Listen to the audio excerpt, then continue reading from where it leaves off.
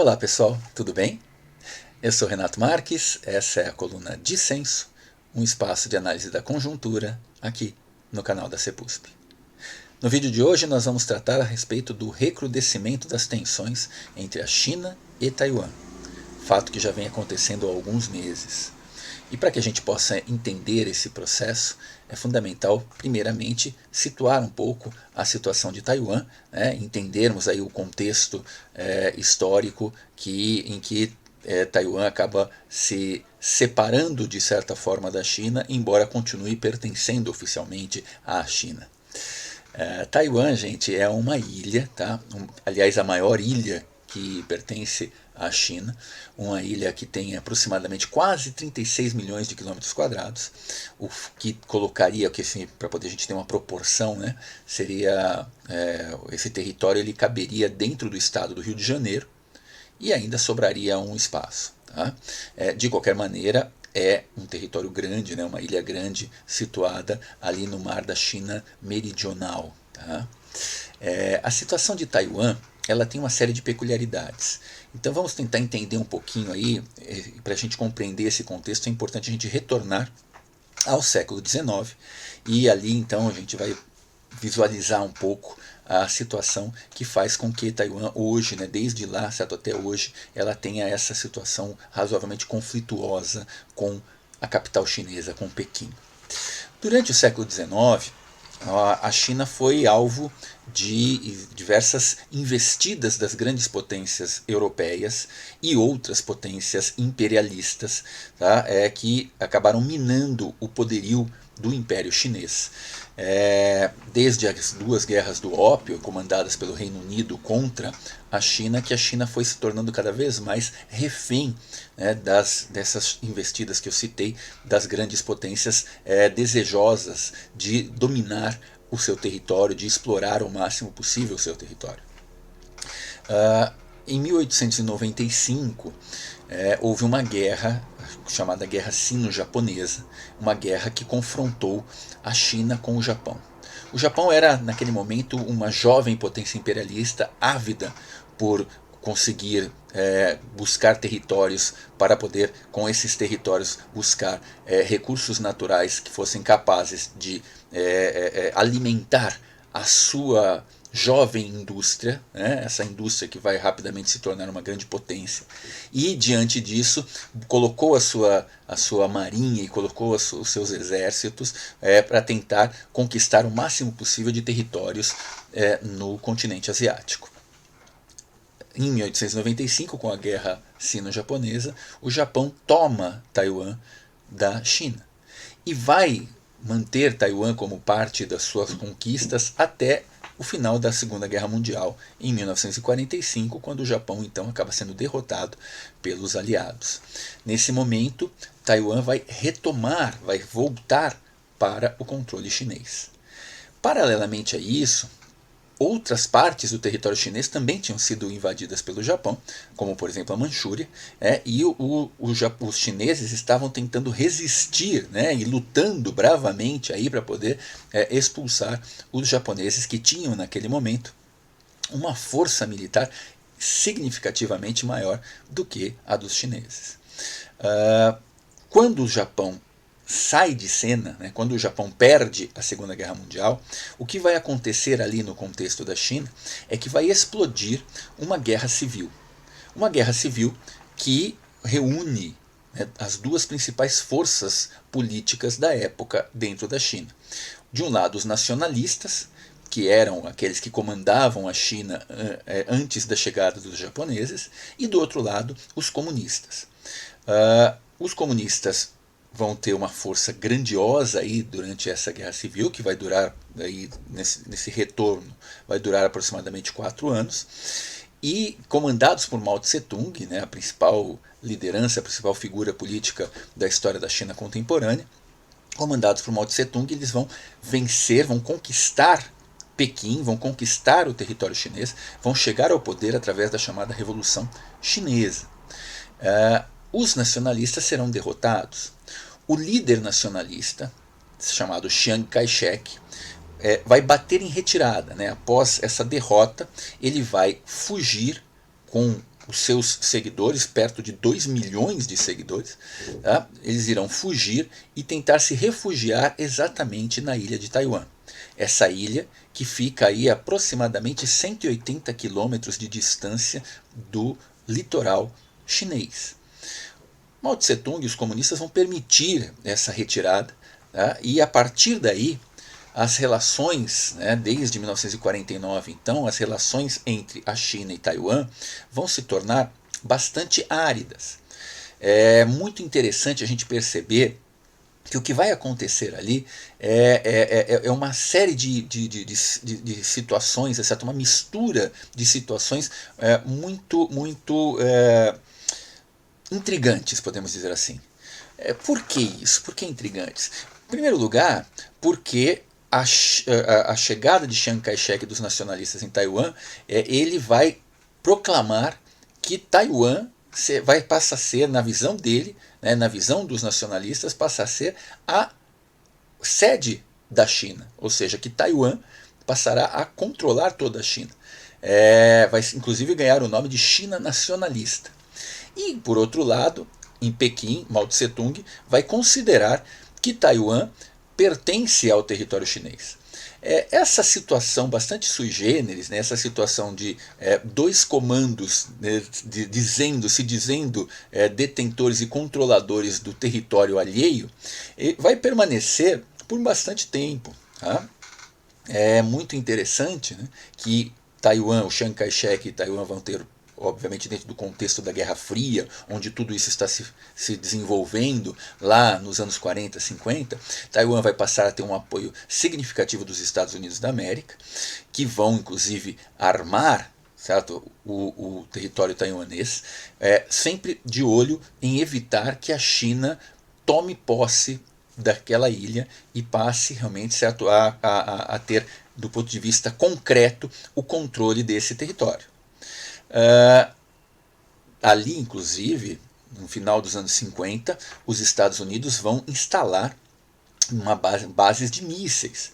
Aliás, isso é bastante curioso, né? Porque os Estados Unidos fizeram, no início dos anos 60, os Estados Unidos fizeram um grande auê, né? Fizeram realmente certo, uma gritaria enorme quando a União Soviética instalou mísseis em Cuba, porque eram mísseis que estavam muito próximos do seu território, mas antes da União Soviética instalar mísseis em Cuba, os Estados Unidos instalaram mísseis em Taiwan, voltados para a China, a 180 quilômetros de distância da China, e acharam que era tudo normal. Faz parte da chamada hipocrisia da geopolítica, né? Muito bem, mas é importante a gente lembrar que essa relação de tensão entre os Estados Unidos e a China, ela se modificou com o passar dos tempos, com o passar dos anos. Por quê? Porque a partir do início da década de 1970, mais especificamente em 1972, o governo dos Estados Unidos, na época presidido pelo presidente Richard Nixon, procurou uma aproximação com a China comunista, com Mao Tse-tung. Essa aproximação, ela visava, na realidade, criar uma fratura no movimento socialista mundial. O Nixon aproveitou o fato da rivalidade entre China e União Soviética estar cada vez mais aflorado e, com isso, tentou dar grande apoio à China para minar e isolar a União Soviética no cenário internacional. Esse fato, essa reaproximação dos Estados Unidos com a China, acabaram por gerar uma situação mais estranha ainda do que já existia, que era a seguinte: Taiwan, a tal ilha Taiwan, que tinha apoio dos Estados Unidos, continuou tendo um apoio, porém um apoio cada vez mais velado.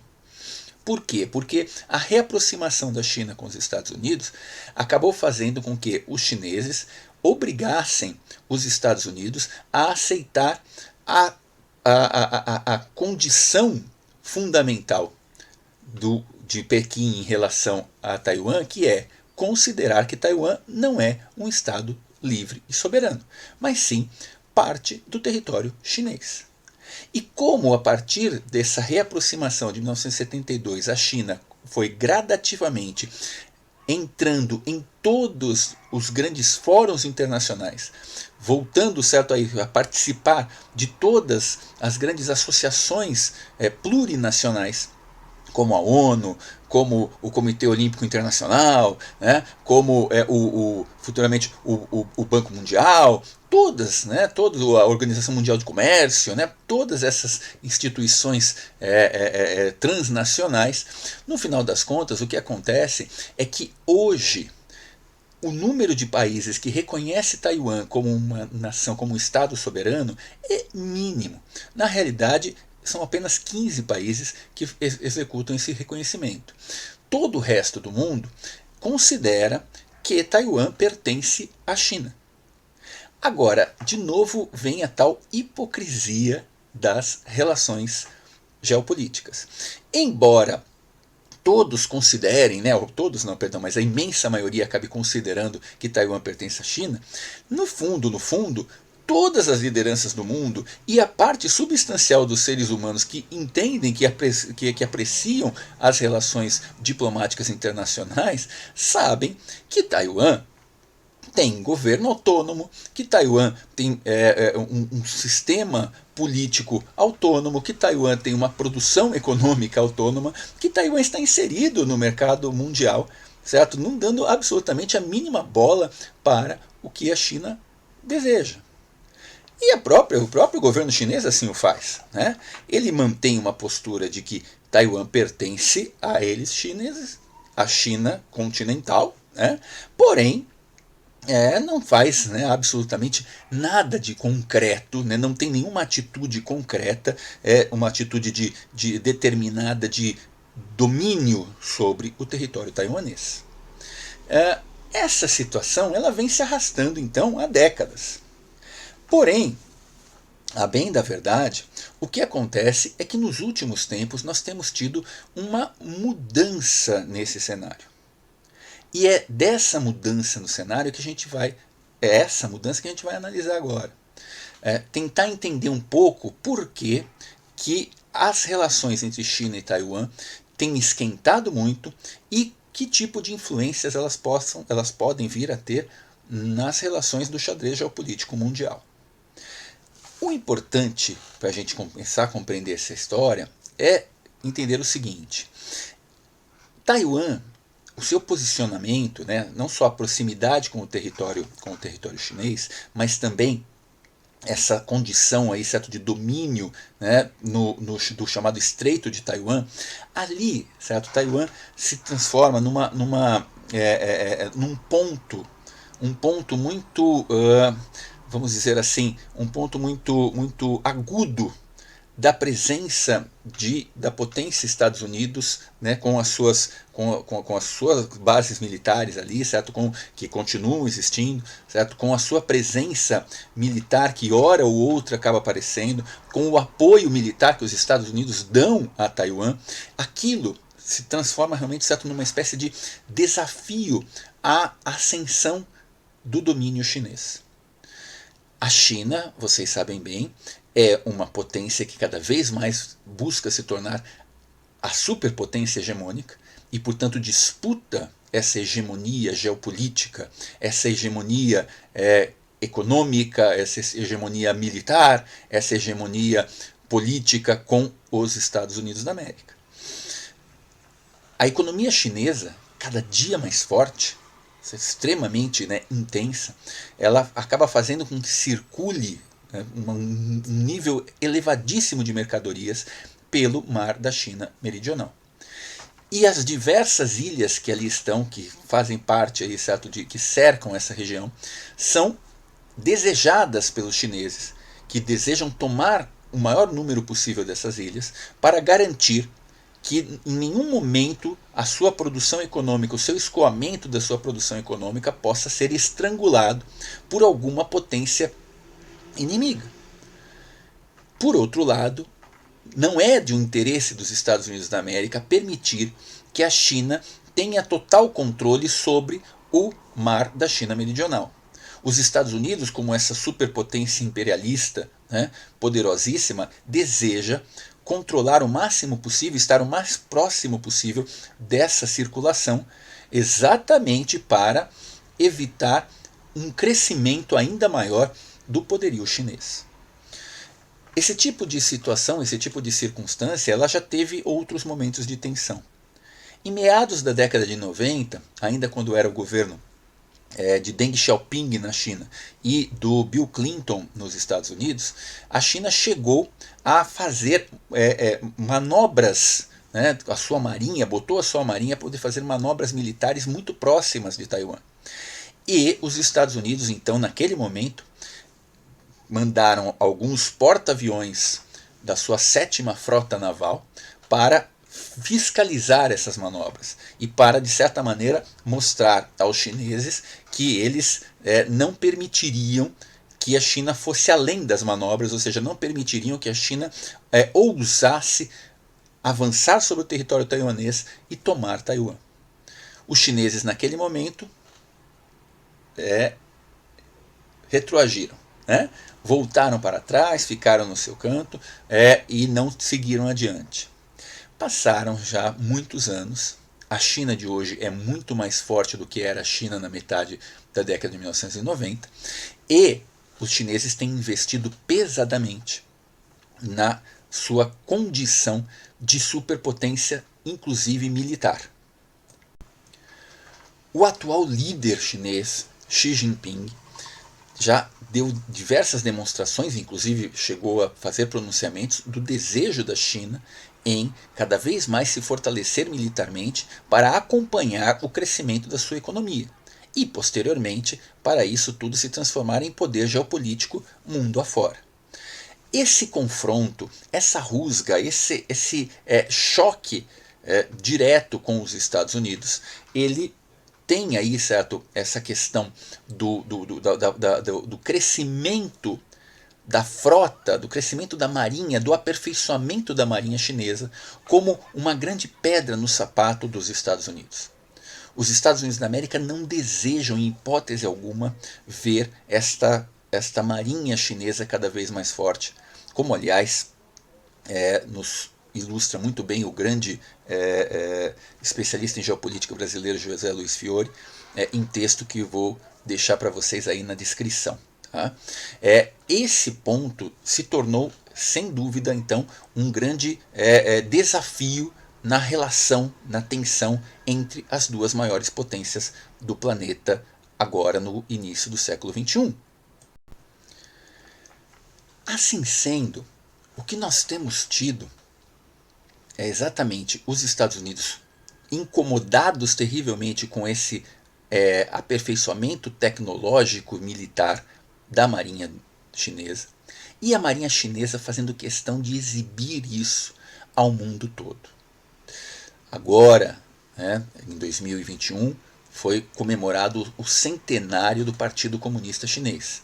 E nas comemorações do centenário do Partido Comunista Chinês, o Xi Jinping fez questão, de novo, certo, de ressaltar que a China tem potencial e desejo de tomar à força Taiwan para si. Você que não está muito acostumado aos discursos geopolíticos, esse tipo de ameaça pode ficar assustadíssimo, pode pensar, meu Deus, então estamos à beira da guerra, será que já vai explodir agora? Mas eu lhes digo o seguinte, acalme-se. Esse tipo de discurso ele faz parte de todo um processo que primeiro se dá em uma guerra psicológica, antes mesmo, certo, de uma possibilidade concreta de uma guerra real. Há muito a se perder. Tá? O que pode nos garantir hoje é que um ataque da China a Taiwan, certo? E uma resposta de Taiwan à China, ou os Estados Unidos tentando atacar a China para evitar que venha acontecer um ataque a Taiwan, isso tudo ainda fica num campo muito mais realmente, certo, um campo da conjectura do que propriamente no campo da realidade, porque todos os lados têm muito a perder. De qualquer maneira, isso não significa que o aumento da tensão não esteja acontecendo. Esse tipo de ameaça chinesa, certo, de retomar à força a ilha que lhes pertence, essa situação ela aparece como uma forma realmente de desestabilizar o poder da grande potência Estados Unidos e também, certo, de ir avisando ao mundo: nós estamos chegando e seremos, sem dúvida alguma, a potência hegemônica daqui a algum tempo. Por outro lado, Taiwan, que, como eu disse alguns minutos atrás, se armou bastante, né, com um apoio impressionante dos Estados Unidos da América, Taiwan, mais do que as armas que os Estados Unidos lhe forneceu, mais até do que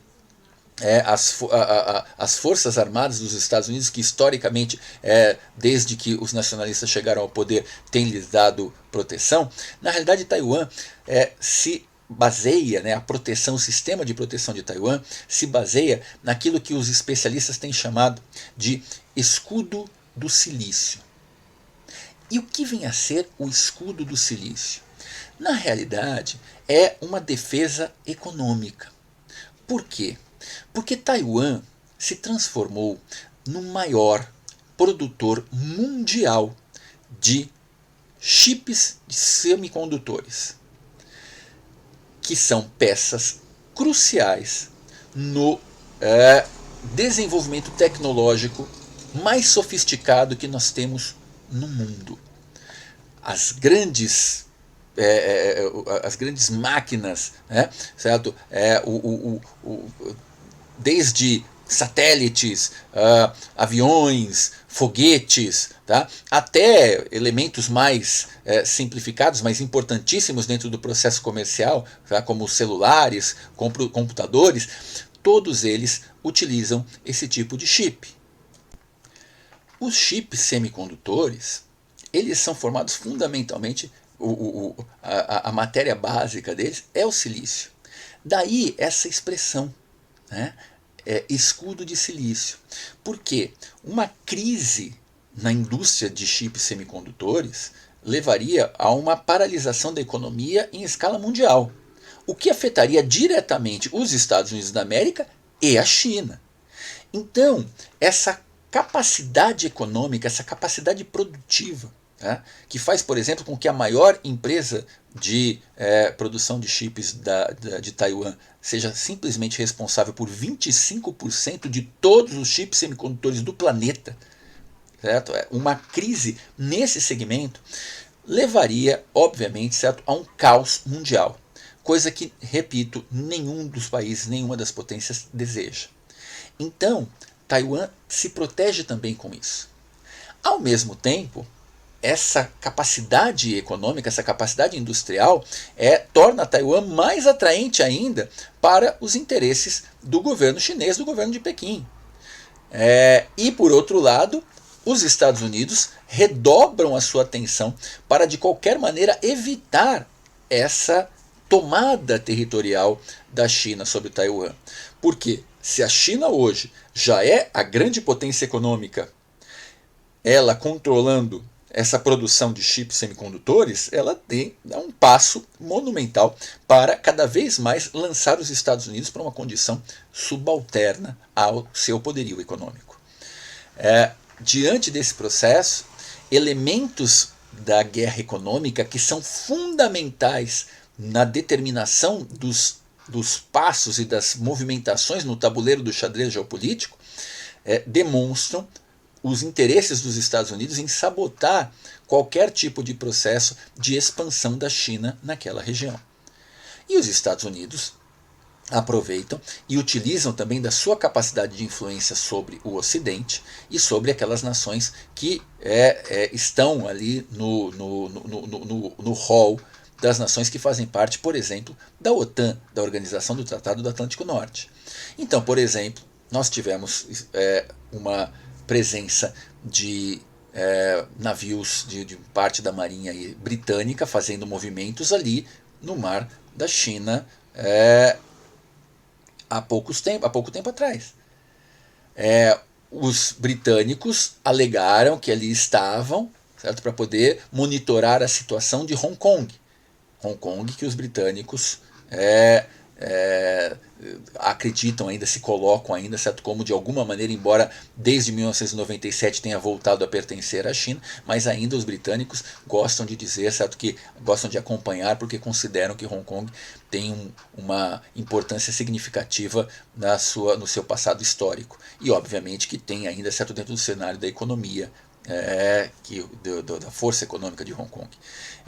São algumas movimentações, né, de peças, tá, presentes nessa região que, repito, não vão nos mostrar hoje uma situação de guerra, de conflito, mas que todos devem ficar atentos, sim, porque elas são com muita clareza, e certo, elas são uma área de extrema tensão e uma área de extrema importância do ponto de vista geopolítico. Os Estados Unidos, vamos lembrar que eles têm, gradativamente, eles têm saído do Oriente Médio, tá? Onde eles tiveram uma derrota significativa na Síria, né? Eles têm agora, certo, também estão em processo de retirada do centro da Ásia, onde também, certo, tiveram derrotas fragorosas ali na situação do Afeganistão, e cada vez mais estão voltando os olhos para essa área, para essa região. Porque aí, nessa região, no Mar da China, nós vamos encontrar, certo?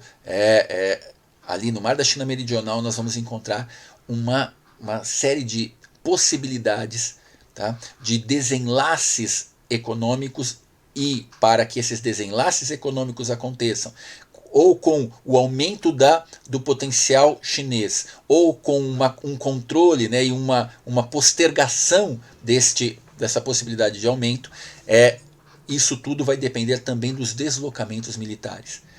A China conseguindo expandir um controle sobre ilhas que estão ali próximas do seu território, conseguindo ter um reconhecimento internacional da posse dessas ilhas, vai poder fazer o quê? Vai poder expandir o seu poderio militar de controle e de proteção para a circulação das suas mercadorias, sem que nenhuma outra potência deseje dominá-la. Por outro lado, os Estados Unidos da América, na sua tentativa de empurrar mais para frente, né, ainda esse domínio chinês, e tentar de alguma maneira segurar o domínio por consigo, eles vão usar da sua força militar impressionante para tentar evitar essa expansão chinesa.